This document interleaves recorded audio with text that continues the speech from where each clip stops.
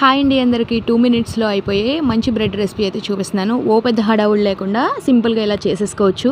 4 bread ముక్కలను అయితే తీసుకున్నాను. చూపించిన విధంగా ప్యాన్ అయితే పెట్టి స్టవ్ అయితే ఆన్ చేసుకోవాలి. దానిపైన బ్రెడ్ ముక్క అయితే వేసేసుకొని దాంట్లోని నెయ్యితో అయితే ఈ బ్రెడ్ని కూడా మొత్తాన్ని కాల్చుకోవాలండి. 2 పక్కల కూడా గోల్డెన్ బ్రౌన్ కలర్ వచ్చే వరకు నెయ్యితో కాల్చుకుంటే బ్రెడ్ అనేది చాలా బాగుంటుంది. నెయ్యి లేని వాళ్ళు బటర్తో కాల్చుకోవచ్చు, ఆయిల్తో కూడా బాగుంటుంది. కానీ ఆయిల్ కన్నా కూడా నెయ్యితోనే చాలా బాగుంటుంది. నేను ఎప్పుడన్నా తినాలి అనుకున్నప్పుడు ఇలా నెయ్యితోనే కాల్చుకొని తింటానన్నమాట.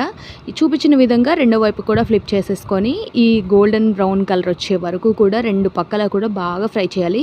ఇది మిల్క్ బ్రెడ్ అవడం వల్ల కొంచెం ఫ్రై అవడానికి టైం పడుతుంది, కొంచెం సాఫ్ట్గా కూడా ఉంటుంది. ఏ బ్రెడ్ అయినా పర్లేదండి, టేస్ట్ అయితే నెక్స్ట్ లెవెల్లో ఉంటుంది. ఫైనల్గా ఇంకొంచెం నెయ్యి అయితే యాడ్ చేసుకుంటున్నాను. 2 పక్కల కూడా ఈ విధంగా వచ్చేలాగా ఒక 2 మినిట్స్ వరకు సిమ్ ఫ్లేమ్లో పెట్టుకొని కాల్చుకున్నారంటే చాలా బాగుంటుంది బ్రెడ్. ఇలా ఇష్టం ఉన్న వాళ్ళు ఉత్తిగా తినేయచ్చు, లేదు అనుకున్న వాళ్ళు దీనిపైన పంచదార చల్లుకొని తినొచ్చు.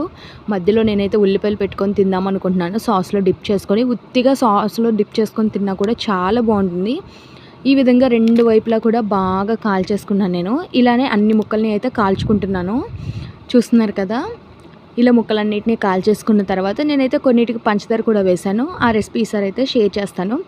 ఇలా ఉల్లిపాయలని చీలికల్లాగా కట్ చేసేసి ఆ ముక్కలు పెట్టేసుకుంటున్నాను. మీ దగ్గర కీర దోశ ఉంటే కీర దోశ, టమాటో కూడా పెట్టుకోవచ్చు, చాలా బాగుంటుంది. కొంచెం కీర దోశ టమాటో పెట్టుకున్నప్పుడు ఏంటంటే చాట్ మసాలా కొంచెం స్ప్రింకిల్ చేసుకుంటే బాగుంటుంది. ఇప్పుడు నేను ఓన్లీ ఉల్లిపాయ ఒక్కటే పెట్టుకొని ఇంకా సాస్లో డిప్ చేసుకొని అయితే తినేస్తున్నాను. నాకైతే ఈ రెసిపీ చాలా అంటే చాలా ఇష్టం అండి. సింపుల్గా అయిపోతుంది, పిల్లలు కూడా తప్పకుండా నచ్చుతారు. సరే కానీ సబ్స్క్రైబ్.